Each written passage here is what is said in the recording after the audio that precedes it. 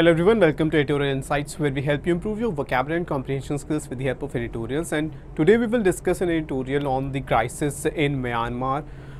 कैसे वहाँ पर जो है जो रिफ्यूजीज़ हैं उनकी क्या कंडीशन है, कैसे जो वहाँ की जो मिलिट्री लीडरशिप है वो जो है टैकल कर रहे हैं, इंगेज्ड है बैटल में विद रेवोल्यूशनरीज। तो वो सब हम देखेंगे एंड जो इम्पॉर्टेंट वर्ड्स एंड फ्रेजेस हैं वो भी हम वहाँ से सीखेंगे। But first, let's talk about SIDBI GDPI Excellence Course. तो प्रैक्टिस मॉक ने अभी लॉन्च किया है for SIDBI grade A exam. इसमें आपको 1-on-1 मॉक इंटरव्यू मिलेगा विद एक्स CGM RBI। तो आपको डिटेल्ड फीडबैक मिलेगा आपके प्रोफाइल को लेकर, and more than 25 detailed sessions हैं जो कि स्पेसिफिकली SIDBI के लिए बनाए गए हैं, तो आपके इंटरव्यू के प्रिपरेशन के लिए हैं। जो PDF मटेरियल्स मिलेंगे, they are comprehensive PDF materials which include detailed points on your group discussion topics. तो उसके लिए आपके लिए काफ़ी हेल्पफुल रहेगा। अगर आपके कोई भी डाउट्स होते हैं तो वो सॉल्व होंगे ऑन WhatsApp, तो आप कभी भी अपने डाउट्स जो है वो क्लियर कर सकते हैं। एंड आपकी ओवरऑल पर्सनैलिटी डेवलपमेंट के लिए पर्सनैलिटी डेवलपमेंट सेशंस भी इसमें इंक्लूडेड हैं, and all this is available at the price of 2,999। लेकिन अभी 20% डिस्काउंट आपको मिलेगा अगर आप कूपन कोड यूज़ करते हैं SIDBI20 and you can get it at 2,399। Okay, and we have also launch PM practice pro. अगर आप मोर देन 1 एग्ज़ाम टारगेट कर रहे हैं बैंकिंग या इंश्योरेंस एग्ज़ाम्स में, तो इसमें इंक्लूडेड है banking pro and PM banking PDF course. तो मोर देन 5,000 मॉक टेस्ट हैं, मोर देन 20,000 क्वेश्चंस हैं, डिफरेंट टॉपिक्स, डिफरेंट पैटर्न के क्वेश्चंस हैं। आप टॉपिक वाइज भी प्रिपेयर कर सकते हैं, from easy, medium, difficulty level questions, तो वो सब इंक्लूडेड है। एंड जो है डिटेल्ड एक्सप्लेनेशंस हैं ताकि आप अपने कॉन्सेप्ट्स क्लियर कर सकें, अपने मिस्टेक्स आप देख सकें। तो ये कोर्स जो है प्राइस है 1,249 पर, but you can get it at 20% discount with PM20 and get it at 999। Okay, so आज जो हम पढ़ रहे हैं वो है म्यांमार क्राइसिस। एंड आपको, जैसा आपको पता है, सेशन को पॉज करना है, क्विकली रीड करना है एडिटोरियल, ठीक है, समझने की कोशिश करनी है। जिन वर्ड्स का मीनिंग नहीं पता आपको एक गेस करने की कोशिश करनी है, ठीक है। एग्ज़ाम में गेस नहीं करना, पर यहाँ पर गेस करना है। धीरे धीरे करके आपको वो जो है आपको की कॉन्टेक्स्ट में वर्ड की जो मीनिंग है वो एक रफ आइडिया लगाना आ जाएगा। तो आपको क्या करना है, पैसेज रीड करना है। जिन वर्ड का मीनिंग नहीं पता आपको सोचना है क्या हो सकता है यहाँ पे, ठीक है। जब हम डिस्कस करेंगे तो उसका करेक्ट मीनिंग भी आपको पता चलेगा।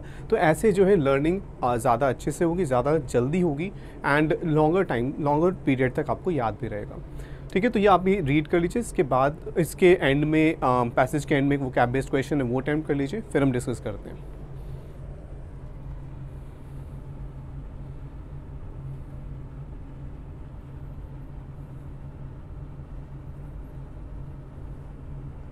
Next,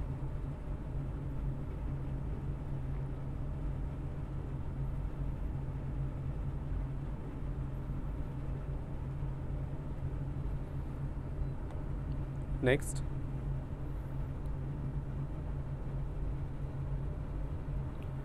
okay. So I hope आपने ये द ट्रिब्यून से जो ये एडिटोरियल है ये रीड कर लिया है, ऑलराइट। एंड हमें क्या करना है, पैसेज में एक वर्ड यूज़ किया है मेहम, और उसका ऑपोजिट मीनिंग कौन सा वर्ड कन्वे करता है। So probity, ascension, tranquillity, intricate and frivolous, ये 5 वर्ड्स हैं। आप अपना ऑप्शन चूज़ कर लीजिए। पैसेज के एंड में हम इसका आंसर डिस्कस करेंगे, पैसेज डिस्कस करने के बाद। ओके, चलो, so let's begin. The influx of refugees from Myanmar. Influx जो है कहाँ यूज़ होता है, जैसे बहुत ज़्यादा पानी जब किसी जगह पर एंटर करता है तो उसके लिए हम इनफ्लक्स यूज़ करते हैं। फ्लक्स जो है फ्लो के लिए होता है वर्ड। इनफ्लक्स यानी कि किसी जगह पर एंटर कर रहा है।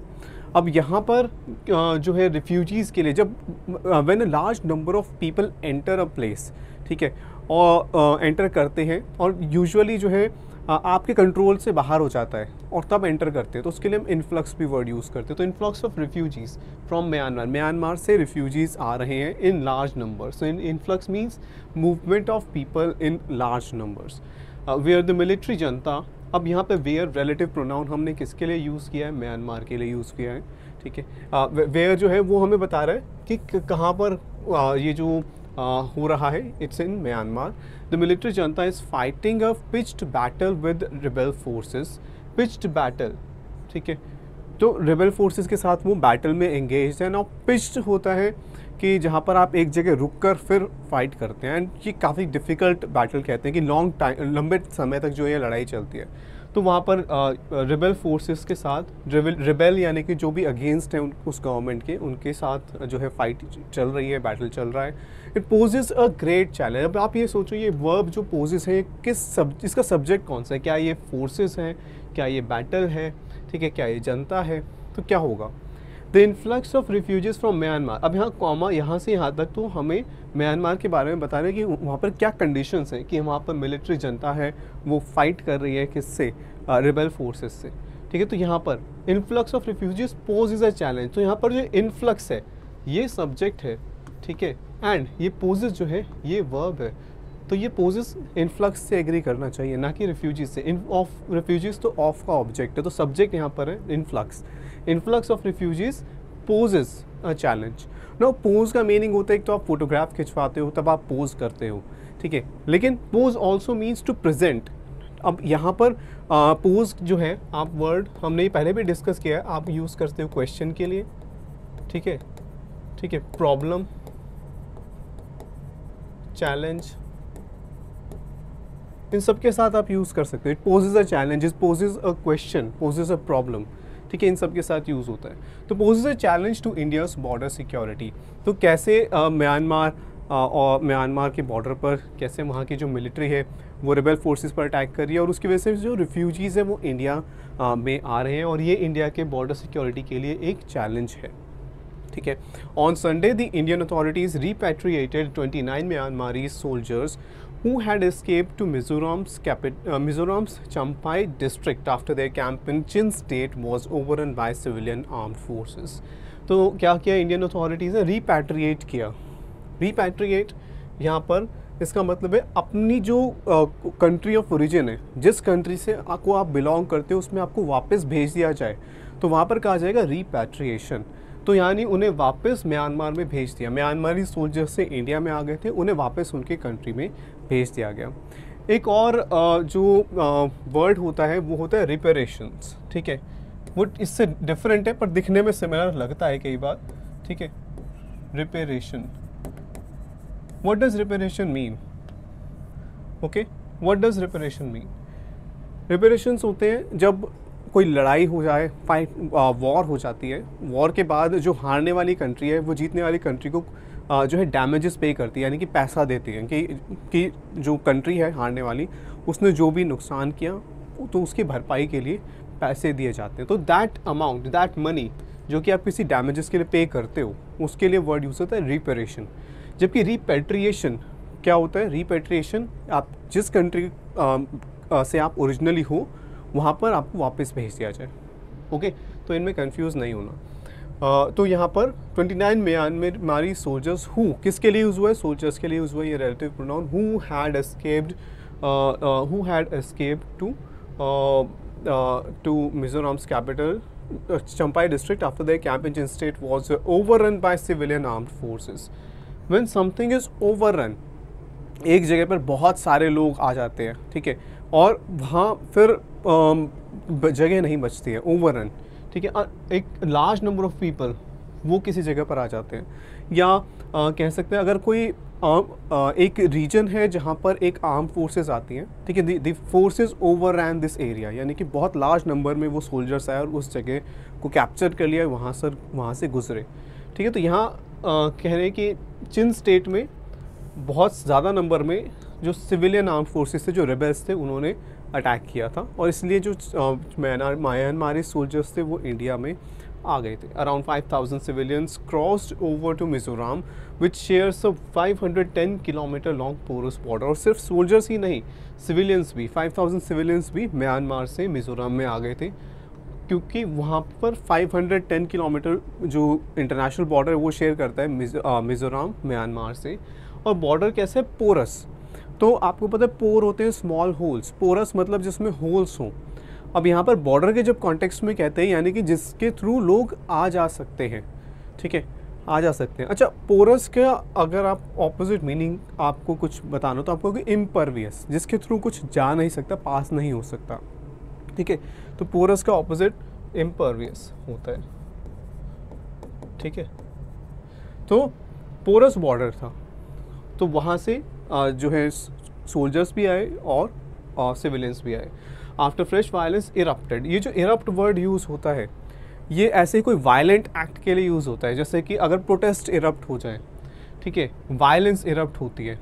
इरप्ट और कहाँ यूज़ होता है, वोल्केनो के लिए हम यूज़ करते हैं ना, अचानक से कोई बहुत जो है वायलेंट या फिर कोई बहुत एग्रेसिव चीज़ हो जाती है, तो उसके लिए आप इरप्ट यूज़ कर सकते हो। जैसे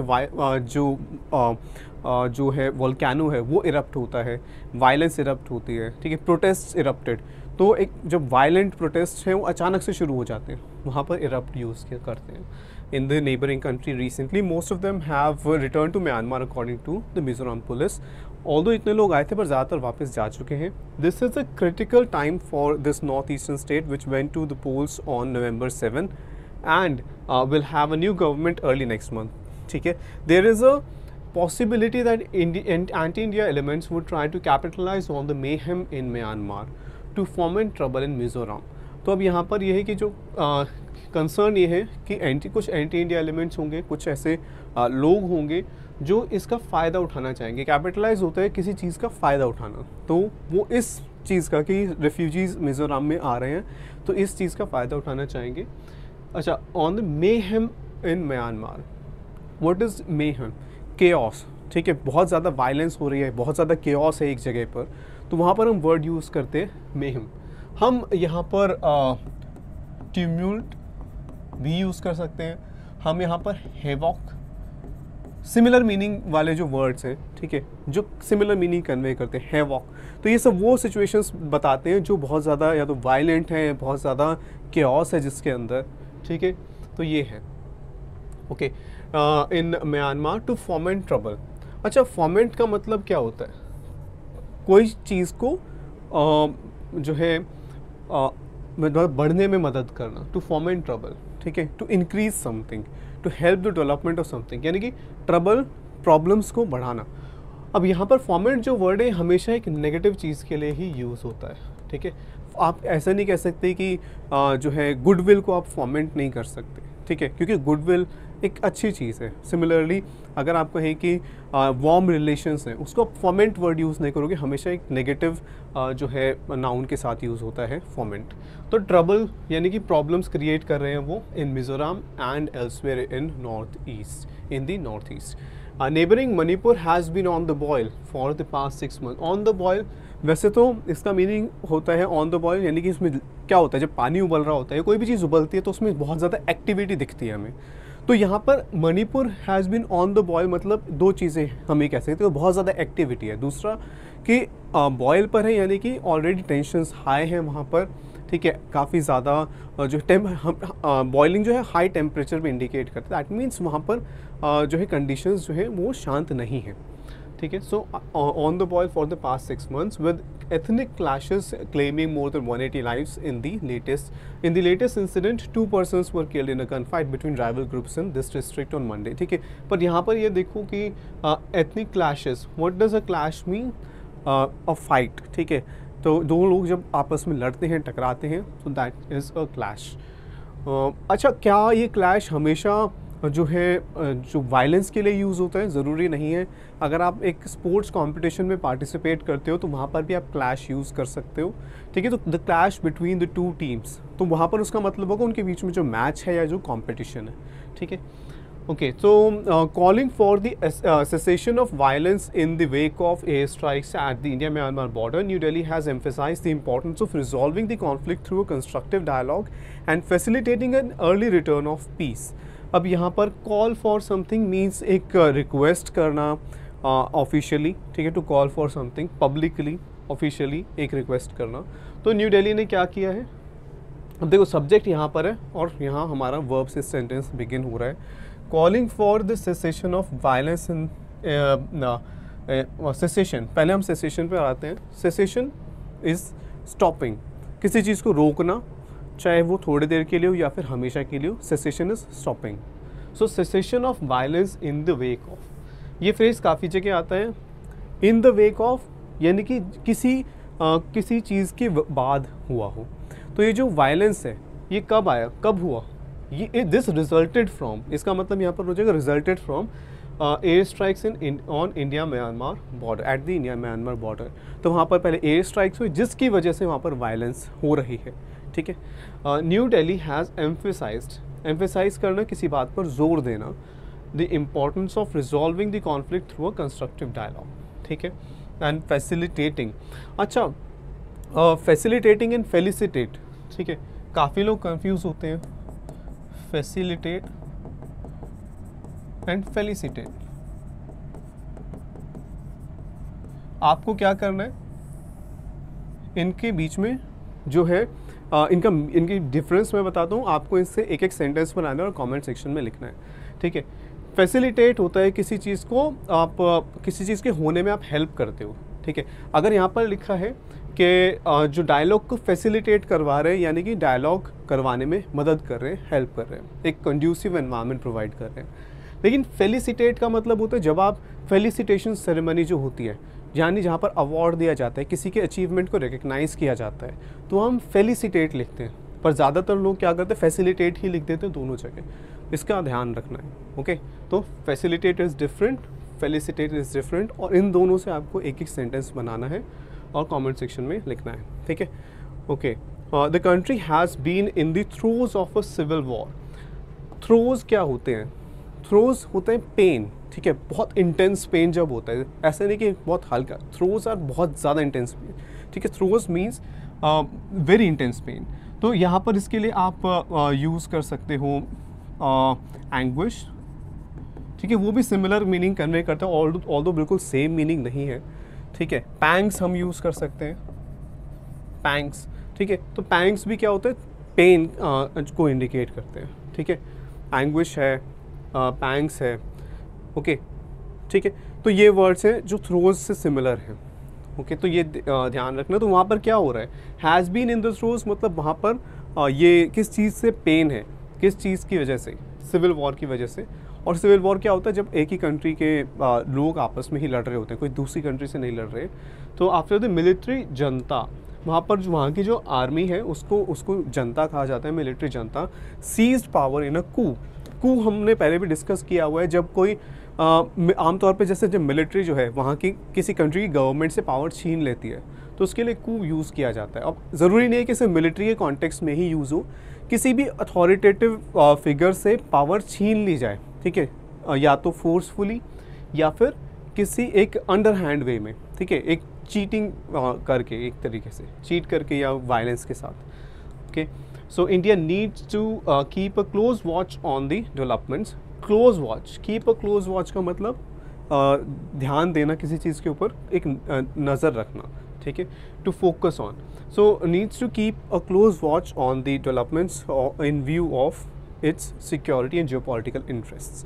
तो इसलिए हमें अगर अपने सिक्योरिटी और जियोपॉलिटिकल इंटरेस्ट को ध्यान में रखना है तो हमें उस पर एक नज़र रखनी होगी जो डेवलपमेंट्स हो रही हैं म्यांमार में। अच्छा, यहाँ पर वॉच का पार्ट ऑफ स्पीच आप बता सकते हो, किस पार्ट ऑफ स्पीच में, कीप अ क्लोज वॉच। तो अगर आप ये देखो, keep what, a close watch, तो ये उसका ऑब्जेक्ट है। ए जो है, ए किसको मॉडिफाई करेगा, एक नाउन को मॉडिफाई करेगा। अब क्लोज तो एक एडजेक्टिव है। ठीक है, क्लोज इसको मॉडिफाई कर रहे हैं, तो ये जो है ये नाउन है, वॉच जो है एक नाउन है।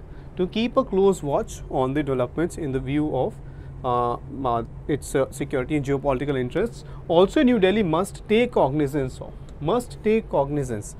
यानी कि इस चीज़ के ऊपर ध्यान देना है। ठीक है, इस चीज़ को समझना है, ध्यान देना है, ऑफ द फैक्ट। ठीक है, और इसकी स्पेलिंग का भी ध्यान रखना, कॉग्निजेंस। यहाँ पर कभी कभी जेड भी आता है, कॉग्निजेंस। ठीक है, तो दोनों एक्सेप्टेबल है।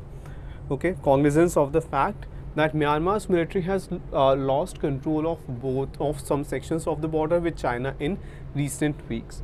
तो क्या हुआ है कि इस डेवलपमेंट के ऊपर हमें ध्यान देना है कि म्यांमार की मिलिट्री ने कुछ चाइना के साथ जो कुछ बॉर्डर एरियाज है वहाँ पर मिलिट्री का कंट्रोल ख़त्म हो गया है, तो इस पर भी हमें ध्यान देना है। With Beijing being an important stakeholder, who is a stakeholder, कोई ऐसा पर्सन जिसका स्टेक हो, ठीक है, स्टेक हो, ठीक है। तो एक स्टेक तो होता है एक वुड का एक जो है आप कह सकते हैं एक टूल हो सकता है, ठीक है, वो स्टेक की बात नहीं हो रही यहाँ पर है कि किसी का इंटरेस्ट, स्टेक यहाँ पर मीनिंग है इंटरेस्ट, ठीक है। अब इंटरेस्ट कैसा कि जैसे कि अगर आप एक कंपनी में इन्वेस्ट करते हो तो आपका उसके अंदर आप स्टेक होल्डर हो, यानी कि अगर कंपनी में कुछ भी प्रॉफिट होता है, लॉस होता है, तो आपका भी होगा। ऐसे ही अगर हम स्कूल की बात करते हैं किसी, तो वहाँ पर स्टेक होल्डर्स कौन कौन है, कौन कौन अफेक्ट होता है, क्या होगा स्कूल से, जो टीचर्स हैं, जो नॉन टीचिंग स्टाफ है, स्टूडेंट्स तो हैं ही, ठीक है, उनके पेरेंट्स हैं, तो ये सब स्टेक होल्डर्स हो गए किसी भी ऑर्गेनाइजेशन में। तो यहाँ पर है कि जो ये सिचुएशन है म्यांमार में, तो उसमें बीजिंग, चाइना भी एक इम्पॉर्टेंट स्टेक होल्डर है, ठीक है, एंड ऑल्सो हॉस्टाइल नेबर, और इंडिया का एक हॉस्टाइल नेबर है। जैसा आप जानते हो हॉस्टाइल मतलब कि जो फ्रेंडली नहीं है, ठीक है, एग्रेसिव है, तो अनफ्रेंडली नेबर है। India can not afford to let its guard down. To let someone's guard down मतलब कि आप जो सतर्कता आप जो सतर्क रह रहे हो, अलर्ट हो, ठीक है, वो ना रहो, लेट योर गार्ड डाउन, ठीक है, आप अलर्ट ना रहो, तो ऐसा नहीं करना। India can not afford to let its guard down, मतलब इंडिया को अलर्ट रहना ही पड़ेगा। तो ये हमारा जो है एडिटोरियल था आज का। अच्छा, मेहम जो वर्ड था, तो इससे ऑपोजिट मीनिंग कन्वे करना है। मेहम क्या था कि एक बहुत वायलेंट या केओटिक सिचुएशन होती है, ठीक है, यूजुअली जैसे कहीं पर वॉर होती है, ठीक है, या फिर जो बहुत ज़्यादा वायलेंस, इस तरह के सिचुएशन में वहाँ हम मेहम यूज़ करते हैं। सो अब probity, ascension, tranquillity, intricate and frivolous.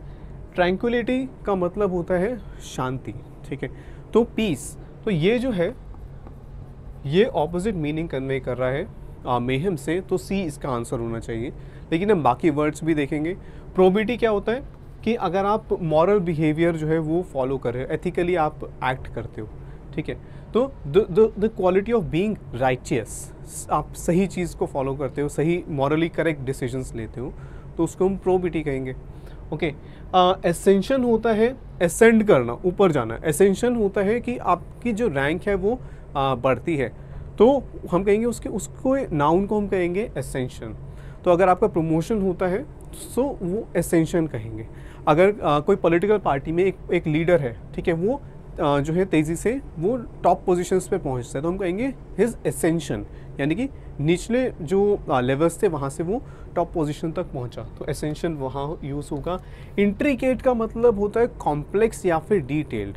तो एक इंट्रिकेट चीज़ की जब बात करें तो वो या तो उसमें बहुत सारी डिटेल्स हैं, तो इसकी वजह से वो काफ़ी ज़्यादा कॉम्प्लेक्स है। इंट्रिकेट डिज़ाइन अगर आप देखते हो कि किसी ज्वेलरी में या किसी मॉन्यूमेंट में इंट्रिकेट डिज़ाइन मतलब बहुत डिटेल्ड डिज़ाइंस बनाए हैं, तो वो भी, ये सब वर्ड्स जो हैं वो ऑपोजिट मीनिंग नहीं कन्वे करते मेहम का। फ्रिवलस होते हैं कुछ बेसलेस, जो अगर आप आर्ग्यूमेंट्स लोगों तो फ्रिवलस क्लेम्स या इसका मतलब होगा फ्रिवलस एलिगेशंस, यानी कि आपने बेसलेस एलिगेशन लगाए हैं जिसका कोई लॉजिक नहीं है, जिसके पीछे कोई सच्चाई नहीं है, फ्रिवलस, ठीक है। सो ये वर्ड्स जो हैं वो आंसर नहीं हो सकते, और जो इम्पॉर्टेंट वर्ड्स एंड फ्रेजेस हैं वो यहाँ पर मेंशन है, ताकि आप जो है रिवाइज़ कर सकें। एंड मंथ के एंड में जो है इनकी PDF भी अवेलेबल होती है, तो आप मंथली वो क्या आप भी रिवाइज़ कर सकते हैं जो भी मेजर न्यूज़पेपर्स हैं वहाँ से। तो I hope you liked this session, do let us know in the comment section. And yes, जो मैंने आपको वर्ड्स दिए थे उसके सेंटेंसेस ज़रूर बनाएं, फैसिलिटेशन एंड फेलिसिटेशन का। Okay, thank you.